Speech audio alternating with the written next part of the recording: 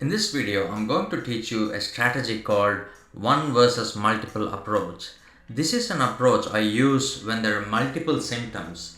I'm going to explain about this in a couple of minutes. So let's take this example. So your patient is a 5-year-old boy, Lucas, who has a fever, headache and vomiting. Don't worry about the other things like Lucas is fully immunized and all the other things. All we need to do now is 5-year-old Lucas has 3 symptoms.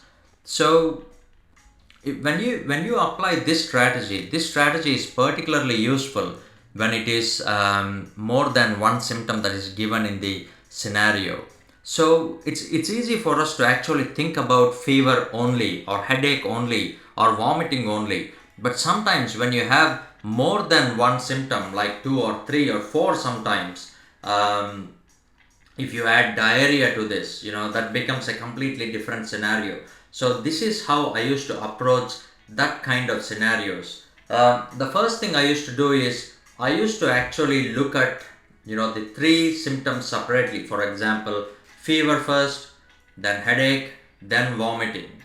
So I used to look at all these 3 things separately. I look at the differential diagnosis. For example, fever. So I look at fever only first. I will not worry about the headache and vomiting. So all I look at is the fever. So once with fever, I use our first approach. Like I said, always start with the A, B, C, D, E approach first. Okay, so you look at the A, B, C, D, E approach, then you go for red flags and routine approach. Then you will have most of the answers there. Then you apply the same thing to headache. So you do the same thing here where you will apply the A, B, C, D, E approach and you use the red flag and routine approach. Then you are going to vomiting. You do the same thing here. Any number of symptoms, do the same things there.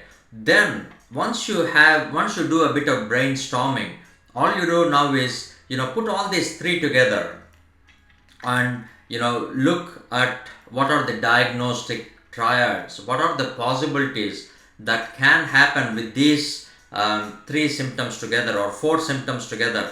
For example, if we look at fever, headache and vomiting in a child who is unwell or of this age group, it could be meningitis, especially if there is a rash in this patient, unless proved otherwise. Okay, so if there is diarrhea, for example, fever, diarrhea, headache and vomiting, it could be gastroenteritis. But still, you have to look at the whole picture and look at each and individual symptom separately.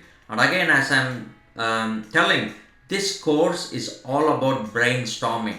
What you do outside the room before you even go into the room and talk to the patient, before you greet the patient, this course is all about the 2 minutes time. How you are going to utilize that 2 minutes time is the most crucial bit in your exam. So the entire course, I'm only focusing on the brainstorming aspects, the strategies I used to use, the strategies that help me pass all my exam stations. So make sure you look at all the 3 separately and you'll put all the 3 together, then ask the same questions like what is the A, B, C, D, E here?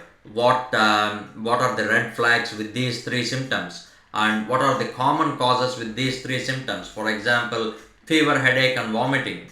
The red flags are things like meningitis, severe infection can present like this, and gastroenteritis, bad gastroenteritis can present like this. Then you go for common causes like gastroenteritis. Again, sometimes there will be a bit of overlapping between the symptoms. Sometimes what is in the red flag will be the same in common causes. Don't worry about it. Again, as I said, this is all brainstorming. You're training your brain, so that you have a list of differentials, and once you go inside the room, all you do now is rule out your differentials by asking those particular questions pertaining to that particular diagnosis. I hope you got this one. And so this is one versus multiple approach, where you use this approach where there are multiple symptoms.